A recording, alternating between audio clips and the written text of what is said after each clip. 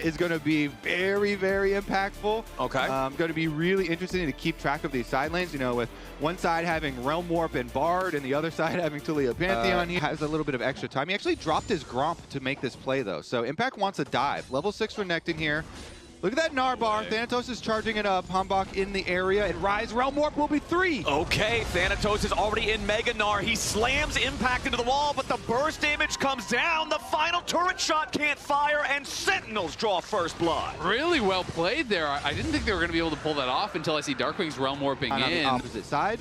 But also remember first blood. So it would have been bad towards the tower instead of towards the wall. Just straight into the wall. Yeah, I think he might have been able to get him. Ooh, meanwhile, public execution here in the mid lane, and Hambach's not done. The junk is it your Pantheon ult as well as your Pantheon flash, but it gives vision of your jungler and allowed, or try and get first tower. They've got 4. Yep, they're bringing everybody down here. Impact has already popped the Dominus, trying to clear the wave out of the way and stop this from going down, but no, it's C9 finally finding their first kill of the game. 12 Sven minutes is farming plates. They make the dive happen down there. Sven is now 1.7k up, and Sentinels went from 1,000 gold lead to a 600 gold deficit in a matter of a minute, 2 minutes, and now the tower is going to fall as well.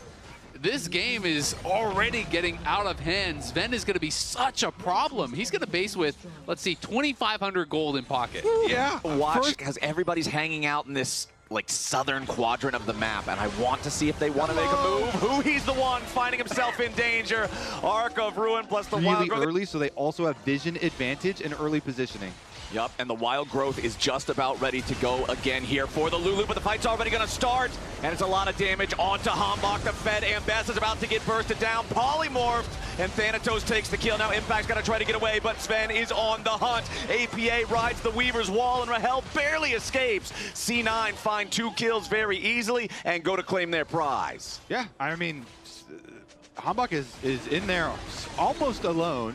Over the rocks, just gets destroyed very quickly. Even like Hui Bard ults, like, you know, to try and buy some time. Maybe they could think of a way to get him out of there afterwards, but unsuccessful in Cloud9. Cool. And this is the thing with Cloud9's success as it continues. Yep. This tournament, what has really been on the biggest display, because yeah, you know, a lot of these guys are really good individual players, but their team synergy and the way they pull off really quick snap plays has been what has really rewarded this team. A lot of them have been through the mid game. It hasn't been just like, oh, we're crushing all the lanes from the very beginning.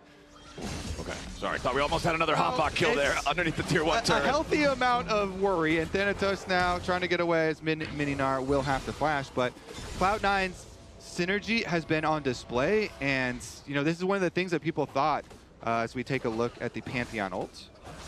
Started it all. Pretty simple Pantheon ult. You know, they knew that Corgi had no flash, so he gets in behind him. Yeah. Okay, let's see now.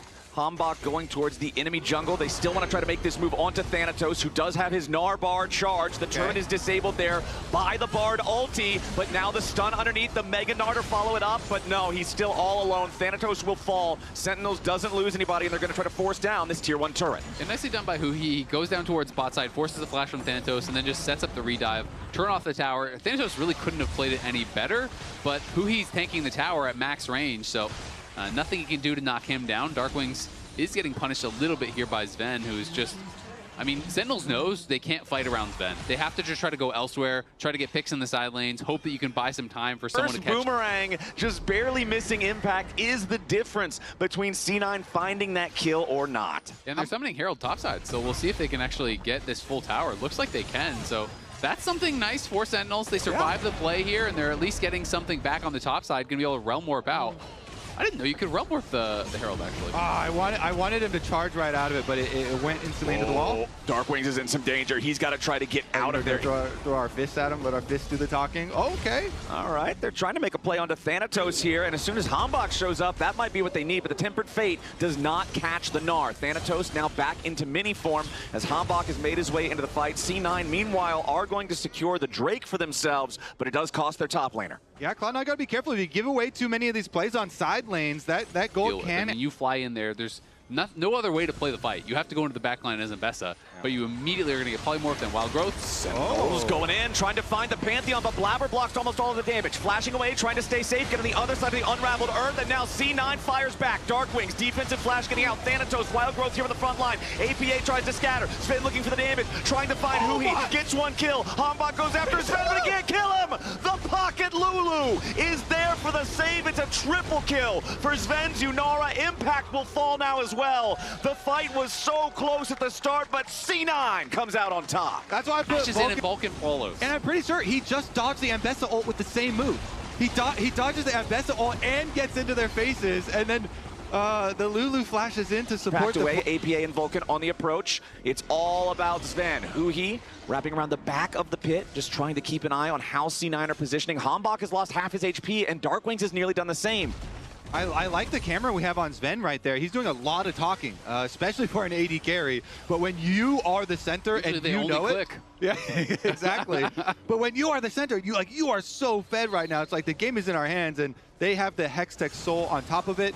No fight necessary for that soul. For themselves, Sentinels is going to have to find some kind of an answer here. The Baron is already down to 4,000 HP. Tempered Fate going to buy them only a moment. Sentinels got to try to get in there as C9 are going to go ahead and secure the objective. Hambach jumps in only to die. Thanatos gets back to the safety of his team, and the remaining 4 Sentinels now have to scatter. The Weaver's Wall sends APA to his own demise, but Sven is still free firing. Blabber barely gets away. Wild growth onto the jungler as they pick up the additional kill there onto Impact. Sven can't get anyone else. It's really hard to pull that play off anyways.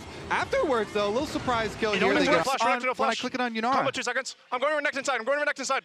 Go Renekton, no flash. And they're pushing the top lane.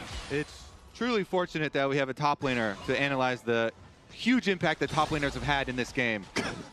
1, 4, and 2, and 1, 3, and 4. Huge. 1 kill versus 1 kill. 130 gold lead for Thanatos. Is that player game material? There you go. There you go. There. And even after all this time, Hambach still has his individual compared to everybody else, seeing if maybe Sven will step just a little bit too far up. Impact does have flash now, so they can try to go for a flash Ruthless Predator, but it's so hard to burst down this Yunara through the Lulu protecting him. And now Sven, just a couple more auto attacks, will take out the tier 3 turret. Thanatos split pushing over in the mid lane here at the same time. Blabber's going to take a little bit of damage, but he can resist most of it because he's Pantheon. Will finally fall. Hambach gets that kill, but Sven has already jumped in and equalized, taking one back on Impact. Now Hambach will die next. Vulcan takes the kill on that. It's 2 dead on the Sentinel side, but the remaining 3 are barely clinging to life. Sven and Vulcan are saying, that's all right, you guys go PvP, we're going to end the game. Thanatos gets an additional kill, and Sven takes out the first Nexus turret. He and Vulcan will put in the work here on the second one. TP coming in on the minion just to reinforce the C9 lines. APA has rejoined the team. Darkwings flashes away from a seismic shove. Thanatos hops right on in to try to force the rise even further back. C9 wants to pad the stats a little bit as Sven looks for the additional kill here on Rahel and shoots him down in his own fountain. They'll complete the ace, and C9 take game 1.